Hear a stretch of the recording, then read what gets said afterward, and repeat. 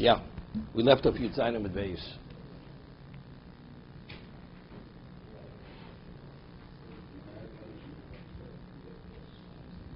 Okay.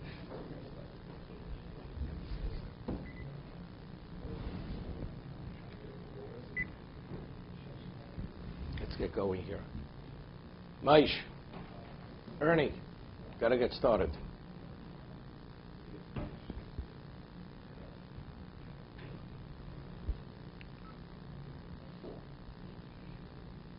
Okay. The Gemara had said that according to Rabbi Yochanan, why do we put a date in the get? Because a man, if he's married to his niece and she commits adultery, so if there's no date, he'll give her the get, and then she'll present the get and say that she had this illicit affair after she had received the get. So this will prevent her from being put to death. So Gemara says, why does he reject Reish Lakish's position, Rishon Peiros? Because if you have the date, you know when he has the right to the use of frucht or not, to the profits of the assets of the wife, which is dependent, because the moment he has the instrument to terminate the marriage, he loses his rights. So Gemara says, Rabbi Yochanan is Mishas Nesina. Then when does he lose his rights? It's only once he divorces her. Until then, so we'll see Tosas. So Rashi says, let's see Tosas. Second Tosas in Amud Beis. Achas Nesina, Pirish B'Kuntris, Hilkoch Zman Ksibas Aget Lo Mahanik. Dechiboy Lemitriv Boy Lasui Sadi Amos Motikitel Yodo. Rashi says that she claims that he sold the fruits, the harvest, when he no longer had the right. Right? But if you say it's Mishas Nesina, when she's divorced, so she has to bring proof when she received the get. She'll bring Eidim, when did she receive the get, and that will determine whether she has a claim or doesn't have a claim. So therefore, there's no need for a date. There's no need for a date in the doc. If it's a question of what intent, so you can bring witnesses what the intent was.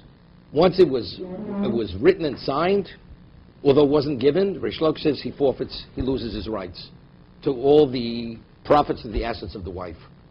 So therefore, you need a date, right? When was the document concluded? But if it's based on when she's actually divorced, that you bring witnesses when she was divorced. So that she could. You don't need a date in the document for that. Second?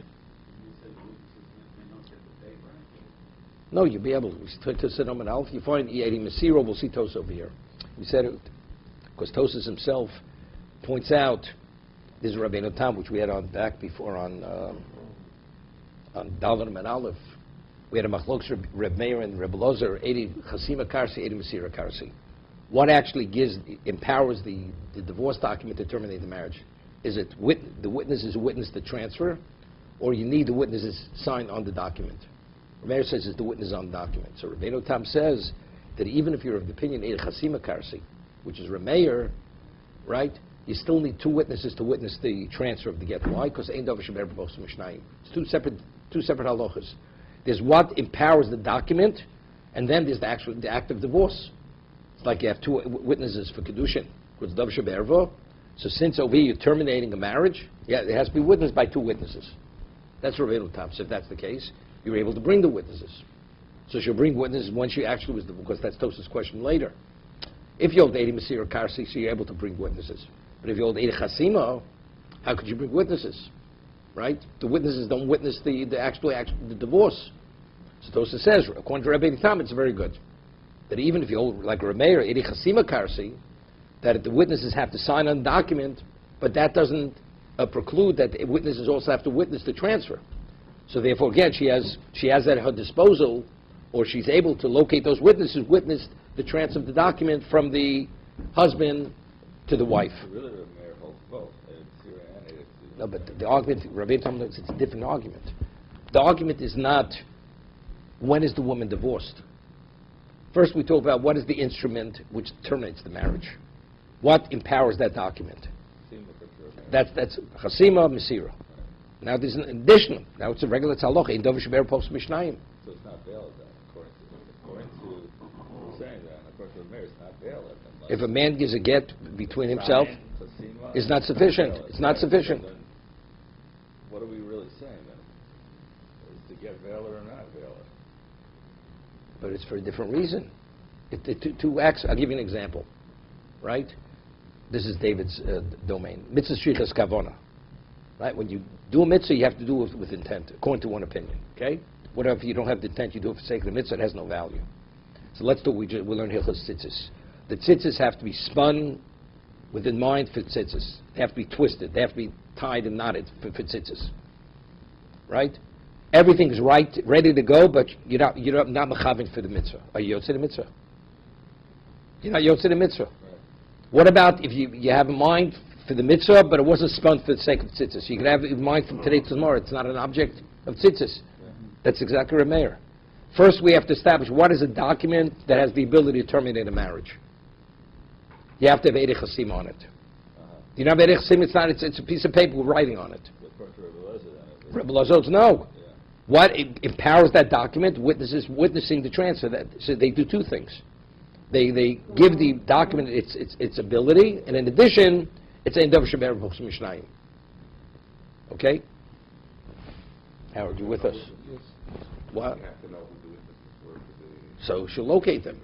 We'll locate. I mean, you see clearly that you're able to locate witnesses. Because the Gemara says Rabbi Galil was Masakni, Tikkun Olam, that even if, according to Rabbi Loza, you should have witnesses in the document. Because the witnesses may die or they may go to Medinas Hayam. So you see, but let's say neither are concerned. Then you wouldn't need witnesses on. You'd be able to locate the witnesses, according to Rabbi Loza. Right? Right? But you're able to locate them. So you see, you can locate witnesses. If that's the case, that's not enough of a reason to legislate. You have to have a date in a document. If you hold Mishas Nesina. Because if she wants to come with a claim, she'll bring witnesses who witnessed actually the divorce itself.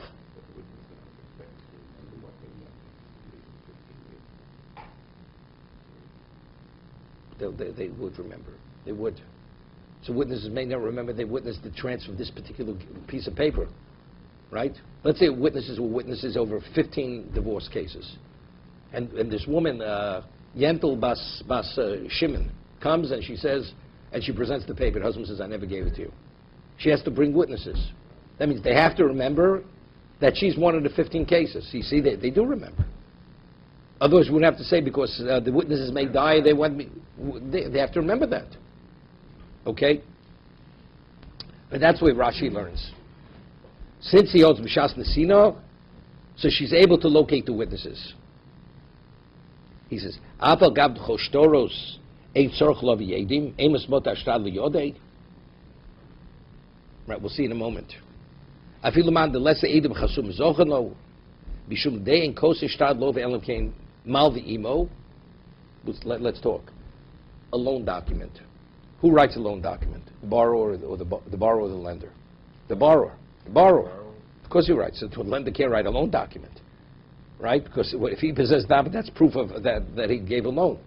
The borrower writes the document. Correct? So I borrow. You go to you. $100. So you write the document. Now you go to a man. Could you lend me $100? Or you ask him, could you lend me? He says yes. You write up. He says yeah. I want it to be. I want it to be recorded. So he has to bring a document, a loan document. Okay. I give you the money. You give me the docs. I have proof I lent you money. Okay. Right. Right. So the borrower writes the document. The document is dated. Document's dated. Let's say the borrower has document written, but he doesn't borrow for another 2 weeks. Now the borrower has a document which is a predated document. Right. So what happens now when he collects and he wants to collect from assets? According to the document, the assets already were lien 2 weeks before the loan actually took place. It's an illegal document. So therefore, we'll see in a moment this halacha. You don't write a document for the borrower unless the malveh, the lender, is present. Because if he's present, the presumption is it took place immediately. There was no delay. But if you write it just for the borrower, the lender's not there, till the lender, he's able to locate the lender, it may be delayed. As delayed, it turns into an illegal document. Okay? That's if you hold that when it's written, that's a law. No. What? It doesn't have to be signed for a long time. No, it's written and signed. Written and signed, so why? Why? 2 weeks later, you're saying he gets the money. No, that's the reason why. Even though the borrower writes the document, but you don't write the document on behalf of the borrower unless the lender is present. Because otherwise we're concerned it's going to be a predated document. It's the equivalent of a predated document. Because let's say he gets the money 2 weeks later. So when did the actual obligation come back? 2 weeks later. According to the recording of the document, the money was given 2 weeks earlier. So now let's say the man doesn't have the money to pay. So what? And he sold property in this interim period. He's going to go after those properties, but they're not factually, they're not. It was the time they didn't get the money. He didn't get the money yet, so there was no lien. So therefore, the halacha is in kosen shtar lelove elam kein malvi imo. Unless the malva is there, we don't write the document for the borrower for that reason. Okay? Wait one second. Let's see Tosis. In kosen shtar lelove elam kein malvi imo. Barbi shtoriak naisu kedami perakamba mitzio. He says hilkoch. Therefore, came and show you malva shom. So since the malva, the lender was there when the document was written on behalf of the borrower, I'm reading miyad mosalo. We say the presumption is he gave it immediately. Since the malva, what's the malva doing? He's not there to waste his time. Meaning everything's set in place to go. The moment he has the document, the transfer of money takes place immediately. But the get we write for the husband, even if it's not, his wife's not there. Why? Bishumiguna. Because what happens, he wants to divorce her, and now there's going to be the wife's not there, right? And now when she needs it, you can't locate the sofer. So therefore, we don't have any delay. We don't have any excuses for delay. It's the equivalent of what? Of all gittin that come from overseas. So the date and the actual writing and the giving is not the same date. So if you hold, right, a date, if we write the get for the husband, even if the wife's not there, mishum aguna. Because we don't want that there should be any reason or excuse that she's not going to get the get. When he wants to divorce her, the document should be ready to terminate the marriage. So let's say there's a delay. Right. So it's a problem, right? So it comes out, the date states it's before actually he divorced her. He's going to forfeit the payros. She's going to present the document and say, look, you see? So there, according to Rabbi Yochanan, you don't need the date. Because she brings, if you're Mishas Nesina, she'll bring witnesses. Okay? So She has the ordinance. The presumption is that he has the right to sell the papers. he does have the right. She's his wife. Correct. And so she's going to come with a claim he had no right. So she has Let's say the get has no date, and she'll say she received the document before he actually sold the harvest. the burden of proof is on So the burden of proof is on her. So she has the ability. She'll bring witnesses once she actually received it, and that's how she'll bring it about. So per comment above mitzio. He says, but it's difficult from the Gemara in the end of the first parak above mitzio. Motza get bishuk. What happens if a person finds a get in the market? Now, who do you return it to? Do you return it to the husband, or do you give it to the wife? Wait. Bisman she'abal moda yachzor leisha. If the husband says, I gave it to her already, so you give it to the woman. So now she has proof of divorce, she has the document. 1 second. Uporuch, the more asks, Nechish dilma kosav litem benisa v'lo nosna tishrei. Maybe the get was written in Nisan, and it wasn't given till Tishrei, till 6 months later. So maybe meaning if that's the case, the document is the equivalent of a predated document. V'ozl v'zov peiru minisan at Tishrei. In the meantime, he went and he sold the harvest from Nisan to Tishrei because she wasn't actually divorced until Tishrei. Wait. And what's going to be? Umafka lo legito, the kosab in Nisan, and she's going to take the get that was written in Nisan, which has an earlier date, v'ashir lemitzvah v'lukuchos, and she's going to say to the one who purchased the harvest, you never had a right to buy the harvest, because my husband had no right, because my divorce document is dated in Nisan. So that's the more square. How do you return it to the woman? If the husband claims that I gave it to her, that means she lost it. Since it may have been written in Nisan, and it wasn't with the date. This is after they legislated the law of dates. And it wasn't given until what? It's 6 months later. And she's going to pull out the document, and she's going to claim that the husband never had a right to sell it. And she's going to cause the buyers, the purchasers, a loss. 1 second. Well, Mishani, Samara answers, Ki asya lemitri, if I'm reading the lawyer, I see rai emes motel gitul yodoch. We say to you, when she presents the get, the purchaser say, you know something, bring proof when you receive that get. Even though there's a date, you have to bring proof. Wait, let's talk about the Gemara.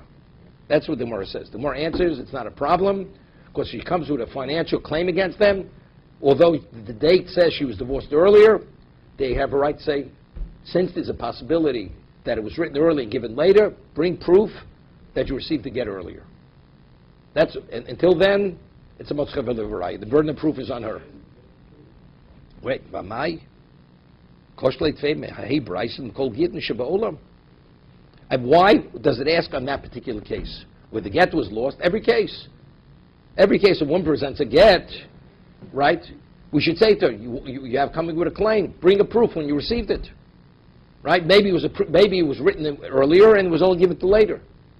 But the Gemara never asked the question. Why is it only asking specifically on that particular case where it was found in the shuk and the husband admitted he'd given to her? Ela mashma, davka beget hanimtza, the isra ben nefilo who the omar I see right me'emes motikitul yodach. Yeah. When do we say that they have a right? If you find to get a woman, right, normally doesn't lose a get. Why? Because she needs it to prove that she was divorced if she wants to remarry, correct? It's like a person that has a loan document. You watch it, the lender, it has value, right? As a result of that, if it's lost, you have question to question who lost the document. Did the lender lose the document? Did the borrower lose the document? Right? So the lukuchos, if the people purchase property, say, you know something, we want proof that loan took place, because that's called a reyaso. There's reason to suspect that since it wasn't kept with total responsibility, that it's not really a valid document. The way it's written, it's not valid. Finding the get causes us to be concerned. Maybe the husband lost, not the wife, because if the woman would have already received it, she'd watch it for dear life. So that we find it causes us to question. Maybe it's a problematic document. So if he admits he gave it to her, okay. But the lukuchas could say, but we have a question. Maybe it was written earlier and he only gave it later. Avul chol gitten, but by an ordinary get, amina mistama b'yom shedichtav, v'nechtam nimsar. The presumption is the day it was given, it was written, it was given. So if that's the case, it's difficult on Rashi. Rashi says that since Rabbi Yochanan says shas nesina, therefore, the wife will bring proof, witnesses once you received it. But you see from the Gemara in Bava Metzia, the one does she have to bring proof? That's only if there's a reyaso.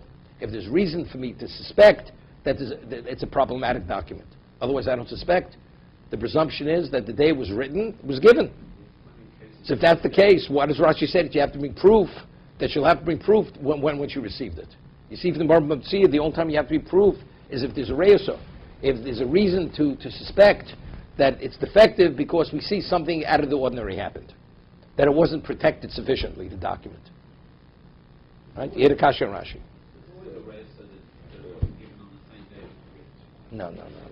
No. Why's the reisa? Woman has a get. Why should we suspect she didn't receive it on the day? If it came from overseas, she lived in a different country, so we know it didn't come. So we know it didn't. But on the normal circumstance, that's clear from the Gemara. Because Tosha said, why is the Gemara asking particularly on that case? Every single case, they should say the same thing. It seems only because it fell, because it wasn't sufficiently, it was lost, that causes us to say there must be some defect in the document. Therefore, the person didn't watch it as they should have watched it. The Gemara says, it's very interesting, there's a famous rush above Metzia, if the court can't, there's a question, we say sometimes, you have come with a financial claim, the burden of proof is the one who wants to extract money. Then we have a situation, we say yachloku. Right? Shnei mochzim betalis. We say divide. And you have another situation, you say kol olam govar. You understand? That let the best man win. Go fight it out. The case you have a boat. Reuven claims the boat is his. Shimon claims the boat is his. The court says, but neither have any proof. So what do they say? Go slug it out. Right? That's what they do. Okay? So the question is that called a siluk? is because the court can't resolve it. They throw their hands up and they say, we got to walk away from this. There's no way to resolve it. Or no, that's a psak. Kol dolum govar is a psak. That's a ruling. How could it be a ruling? So the Rosh explains above Mitzvah, because if something is truly somebody's, he's going to fight for it. A person who's dishonest, he'll do something up to a point. Beyond that point, he's not going to fight any longer. It's not worth it, because really he has no true claim to it. But the person who's the true owner, for principle, he's not going to let it go. So kol dolam govar, let the stronger one win, is actually a determination, a verification that he's truly the owner. It's famous Rosh at the beginning of Mitzvah. Wait a second. So I'm saying what? Just to understand what it is. What it is. Is there enough meaning in terms of priority somewhere? Or No. So over here, we're saying a person has a get and seems it falls. I mean, how are you not careful? Factually, if you're able to collect with it, because the person knows, since it's not really bona fide, it's not fully legal, at a certain level, he knows it's not really a document which is viable. So at a certain level, the person is not careful with it, even though factually you could collect with it. So why did you act irresponsibly? Because factually, you're getting away with something you shouldn't get away with. So you don't take it as seriously. I'll give you an example. A person has counterfeit money. And it's a perfect counterfeit. The person is not going to be as careful with that as being authentic currency. Because he knows it's not real money. But factually, you could pass it off as real money. Psychologically, you don't see it as the real thing. As real, it's the same idea. Why is a person careless? Factually, if she lost it, there's reason to suspect that it was written earlier and given later. But factually, if she could collect with it, she should watch it with her dear life. Right? The answer is, or she needs it to remarry. The answer is no, because since she knows it's not fully legal, that causes her to undervalue the true worth of that document for her. Because it's predated. It's because he wrote it in Nisan, he didn't give it till Tishrei. It's equivalent. It wasn't post-dated, but as a result of the circumstance, it was given months later after it was written.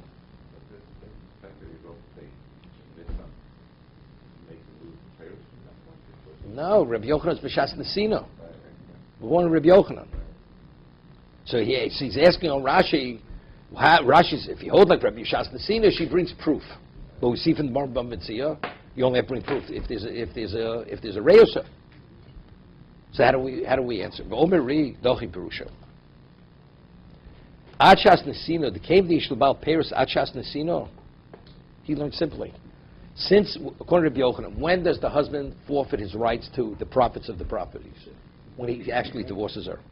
Luhutzach l'sakin zman beget mishum peros. Therefore, there's no reason to legislate a date in the document for the peros. Why? The be'ein bo zman nami tovi gito lebezdin. The moment she's divorced, you know what she'll do? She'll bring the get to Bezdin. The day she receives it, and she's asked the court, I want you to write a document to record when I was divorced. Finished. Now there's an issue. Did he have a right to sell? Did he not have a right to sell? She has proof when she was divorced. And they're right. And from that day going forward, that's when she was divorced.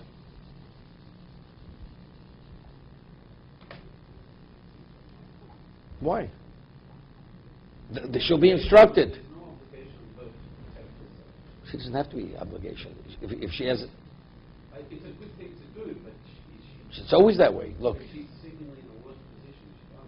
No, we're not going to legislate a get and passel the get. We say gimel psulim. A get without a date is not a valid date. It's not a valid document. He has to divorce. He has to separate from her, although the child's not a mamzer. But it's illegal. It's not a valid document. Why? Let her get a get. Go to court. They'll write a document for her. I'll tell you what my difficulty is. I mean, why isn't there a problem with people don't pick sofa? It's not what kind of document is this? The halacha is that witnesses have to offer oral testimony. There's no such thing as written testimony, right? Because Torah says, Al pi shnayim edim yokum dover. It's only through oral testimony or witness is credible, not through written testimony. So if that's the case, so what about a shtar? The answer is there's a gezeres hakos of a shtar, that a shtar within the context of what's a shtar, a document, let's say a loan document, a deed, whatever it may be, that itself is what? That itself is the equivalent of oral testimony. But that's because the gezeres hakos of a shtar. But a person wants to, she goes to court, she says, I want you to write a document for me that I was divorced today. What kind of document is this? That's written testimony. Right? It's like recording an event that took place. I understand that within secular law, but within the context of halacha, there's no such thing as such a document. It doesn't meet the profile of what a document is. But then we had before that there are documents that are receipt in nature, that you receive something. So you have a document for that. So why couldn't that be for this as well?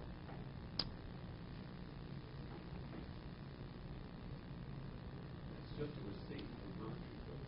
I mean, why is this different than a receipt? A receipt for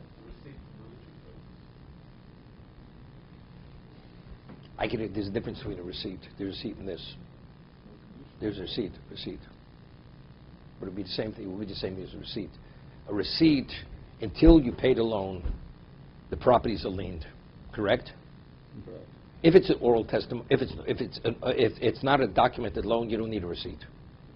Right? You believe to say I paid. When do you need a receipt? If the lender has a document and he doesn't return the document. And doesn't return the document. He says, I don't have the document. And the lender wants to be paid. He says, no problem, I'll pay you, but I want a receipt. Because tomorrow you could pull out the document and claim I never paid you. So the borrower needs a receipt to prove that he paid. Correct? When do you write a receipt? That he needs proof of payment. But I only need proof of payment if I'm not going to believe to say that I paid. But in a sense, the husband borrowed, No, wait, let's talk about, you asked me from a receipt. Yeah. So what is a receipt? A receipt means that the lien that existed no longer exists. Right? Right. That's what it says. There was lien on the property. Now when you write me the receipt, that means the lien has been released because the debt has been satisfied. So maybe that also has a semblance of a document. See, the same thing here also. Doesn't mean that it has a claim. Writing the document, when she was divorced, that releases his rights. He forfeits the rights. Now, her rights are fully restored. It would be the same thing. Okay. So that's how Tosas learns. Since it's Shas Nesina, that's not sufficient reason to legislate that you have to have a date in the document. Vim Tomar. Now he has Rabbi Yochanan says, why do you have to have a date in the document? Because he may actually cover for his niece if she commits adultery. So now we're saying, maybe he'll have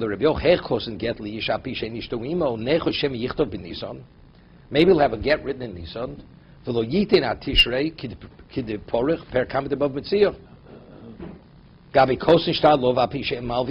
Right? We said,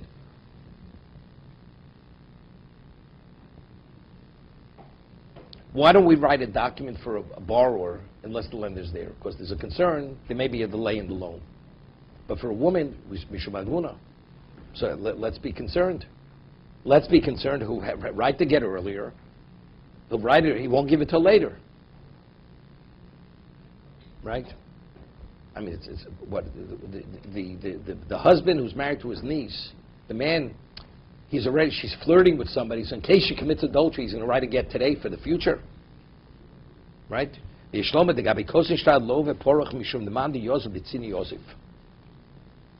hear this? When a person borrows, this Gemara says, a person normally borrows on the QT. What does a person normally borrow on the QT? Credit. No. Because it affects the price of his properties. Because people know his properties are liened, right? So then his properties will go down because he becomes a debtor. So therefore, if you don't know, we say you can't write the document for the borrower unless the lender's there. Because to protect not the debtor, the buyers, the buyers of his assets. And people think, when was the document given over to the lender? When it was written. But But a get needs witnesses. You can't do it b'tzina, right? It's a semi-public event. So if it's a public event, it becomes public knowledge. V'afilu Reb Meir, yes, what about Reb Meir? What's Eidei Chasima Karsi? Say Eidei Chasima, you have the same problem. He could do it on the QT, right? This is where he mentions Rabbeinu Tam. Filu Reb Meir dom Eidei Chasima Karsi, Omer Rabbeinu Tam. Rabbeinu Tam says, Ernie, the Be'inan Eidei Mesiro, the Indov Sheber Post Mishnayim, that even according to Reb Meir holds Eidei Chasima Karsi, that's to give the viability to the document. But the actual act of divorce has to be witnessed by witnesses, because Ein Dov Sheber Post Mishnayim, V'gam Mefarsim L'hotzi Kol Shi Penuya. Hear this also, what's the value? A woman, after she's divorced, she wants people to know she's on the market. Until now she was off market, now she's back on market. So it's in her best interest. V'yedu l'kucho shlu nizgarsha, miyom aksiva, v'yom lo aisi rai imas. So now if she comes with the get with an earlier date, since they made it public knowledge, not only because the witnesses, because they publicize she's divorced, that everybody should know she's a single woman now, she's eligible for marriage. So now word's going to get back to the Lukuchos. They said, we heard a rumor you were divorced. You know something, but it was recent. It seems to be, the date seems to be an earlier date. Says, you know something, bring proof. So as a result of that, the purchases of the assets are going to be protected. If what? If He says, even according to Reb Meir Eidei Chasima Karsi, since you have to have witnesses, the witnesses themselves cause it to become public knowledge. In addition, when a woman's divorced, they normally publicize it, because the woman wants people should know that she's single now, that she's available to be remarried. If they don't suspect, buyers of the payroll will have the right to make the woman believe that she got it. No, that we see from the Marbav Mitzvah. That's only if there's a reyoso. That's only if the get was found, because the person normally doesn't lose a get. But on normal circumstances, the presumption is the day she received it, that's the day it was written. The day, it's not a predated document. The equivalent of predated. Yeah, good. So we're saying now, according to everybody, there's a code. With the Rabbi Lozer, definitely, because the Eidei Mesira, and even Reb Meir, it's Eidei Chasima, because in addition to the Eidei Chasima, the witnesses on document, you need witnesses who witness the transfer. Okay? Things are clarifying themselves. Okay. Umiu b'mashes get liishto, the shmaitzin. What about if a person leaves the get with a third party, like an escrow agent? Lekel mechsh Rabbi Yochanan lemidi, lo mishum peres, lo mishum shem yichaper. The kavet sheroim zman aksiva, kodem sira koli islay. Okay. Now, I just go on to the next question. It's a phenomenal question. Vim Tomar, nichta bayom nechta balaylo. The Mishnah says if a get was written during the daytime and it was signed the following night, that means the date is not the date where the document became viable. Okay? The Mishnah says it's posul. Amai posul ha isla kolo. Right? No, because when the witnesses signed it, they signed not on the date that it was written. Right? Because the Yeshlomar lo shaykh lemei makola islay elok shemgar shel shliach. When a person sends a get midin zayam, it's going through an agent. Again, this is a little bit difficult. He'll give it over in private, but what about according to Reb Meir? What about the Eidim?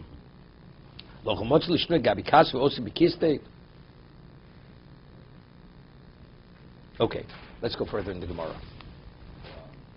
Okay.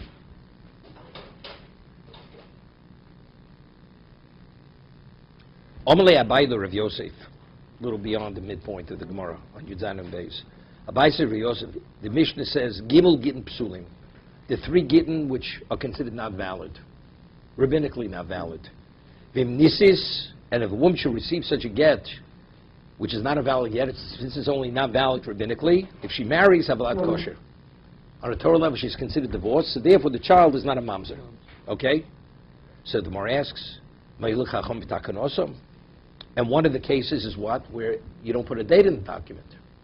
So in fact, it's a valid document. So what do we accomplish? You should put a date. And the person doesn't put a date. If the person wants to protect his niece, if she committed adultery according to Rabbi Yochanan, he'll write the document, so what are you going to say? it's not valid, but we say it is valid. Right? It'll save her life. Because if she presents it, they can't put it to death. They're talking about the B'diavad or not? B'diavad. So, uncle, to protect his niece's life, he writes such a document. No, we're saying that's only once they legislated it. It's only B'diavad once they. The original question is, why did they initially legislate it, enact it? For this case. So we say, even after they enacted it, if he wants to save his niece's life, he'll leave out the date, it's kosher. And the court's not going to put her to death, because just as the child is not a mamzer, because we reckon she's divorced, she didn't commit adultery. No, witnesses won't sign a predated document. He'll leave it out, but the Gemara's going to ask a better question. He'll have the date put in there, he'll shave it off. Or she'll shave it off. Right? No, but that's messing with the document. Doesn't make a difference. Well, the Gemara's going to ask this question. To save your life, you do a lot of things. Why can't we just say it's in a particular case of a child? Okay, we have to stop. Kaddish.